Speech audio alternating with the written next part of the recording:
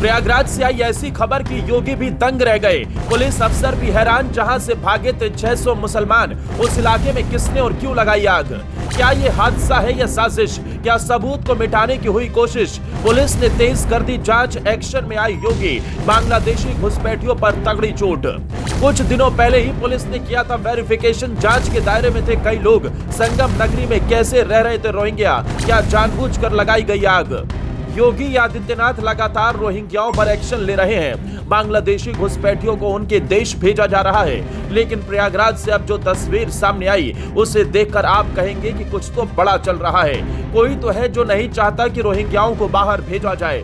प्रयागराज के करेली इलाके में एक बस्ती में पुलिस ने बीते कुछ दिनों पहले वेरिफिकेशन का काम किया था, ताकि ये पता किया जा सके कि कौन फर्जी तरीके से वहां रह रहा है और कौन देश का नागरिक है।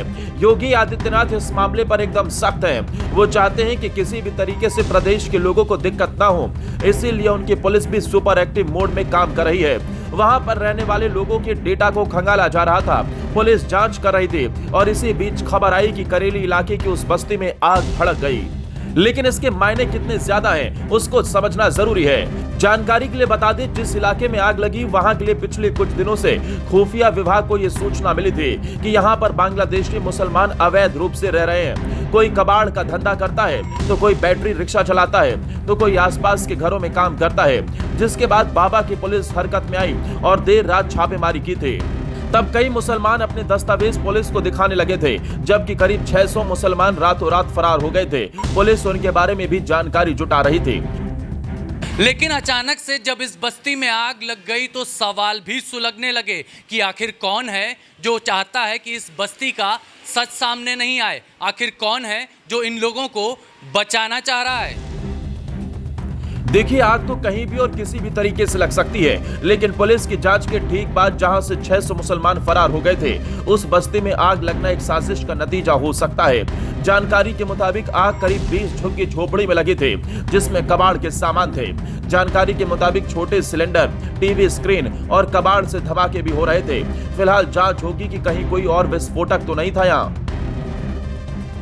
रात को हम लोगों को 1:20 पे जो है आग लगने की सूचना प्राप्त हुई कि वहाँ पर मुस्तफ़ा कॉम्प्लेक्स के सामने जो है आग लगी है झुग्गी झोपड़ियों में। आग की सूचना पर हम लोग जो है 2 फायर टेंडर लेके हम और फसोसा मौके पर पहुँचे। वहाँ देखे तो आग काफ़ी एरिया में फैली हुई थी, तो उसके बाद हम लोग 2 फायर टेंडर और मंगाए और 4 फायर टेंडर चारों तरफ से हम लोग लगा के जो है अग्निशमन कार्य किए। वहाँ पहुँच के देखा गया कि झुग्गी झोपड़ियाँ भी थी और उसमें कबाड़ के सामान ज़्यादा थे। उसमें टीवी, कुछ गैस सिलेंडर, टायर, ट्यूब और जितने कबाड़ के सामान थे तो उसमें आवाज़ भी आ रही थी, कुछ विस्फोट जैसा भी हो रहा था। उसको हम लोगों ने करीब जो है 2 घंटे के अग्निशमन कार्य से जो है पूरी तरह से आग को बुझाए और कोई उस आग में जनहानि नहीं हुई। जो भी लोग उसमें अंदर थे उनको बाहर निकलवाया गया। आग लगने का कुछ कारण पता नहीं चल पा रहा है, इसलिए इसकी जाँच करेंगे हम लोग तो पता चलेगा आग कैसे लगी या कोई आग लगाया, क्या प्रकरण है उसका अभी जाँच के बाद पता चलेगा। आशंका है कि कोई सबूत मिटाने के लिए ऐसा किया हो ताकि पुलिस को असली सच्चाई पता ही ना चले, लेकिन ये योगी आदित्यनाथ की पुलिस है, ऐसे लोगों को जहन्नुम से भी खींच कर लाने का दमखम रखती है। आप सोचिए कि जिस बस्ती से 600 लोग रातों रात फरार हो गए हों, जिस बस्ती में पुलिस सत्यापन करने पहुंची थी, आखिर उसी बस्ती पर उसी जगह आग क्यों लगी? ये सवाल भी अब सुलगने लगे हैं। ये आग महज एक घटना है या सोची समझी साजिश?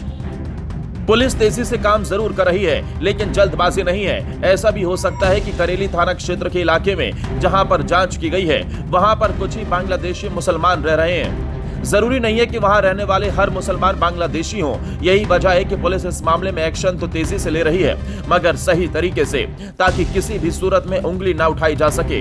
आपको याद दिलाएं कि कुछ दिनों पहले ही हमारे संवाददाता अभिषेक पांडे ने इन अवैध रूप से बनी झुग्गियों में जाकर पड़ताल की थी, जहां पुलिस ने छापेमारी की थी।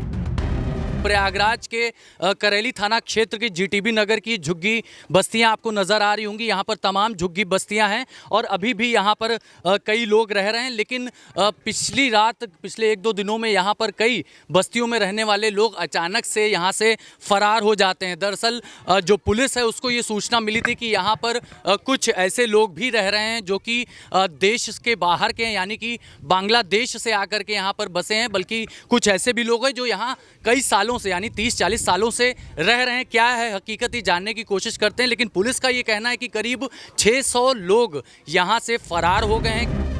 अब जब इसी इलाके में आग लगने की खबर मिली है तो पुलिस और ज्यादा एक्शन में आ गई है ताकि जो भी इसके लिए दोषी है उसको पकड़ा जाए, हर तरीके से सबूत इकट्ठा किए जाएं और जो गलत तरीके से इलाके में रह रहा है उसको प्रदेश से खदेड़ा जाए। Bureau report.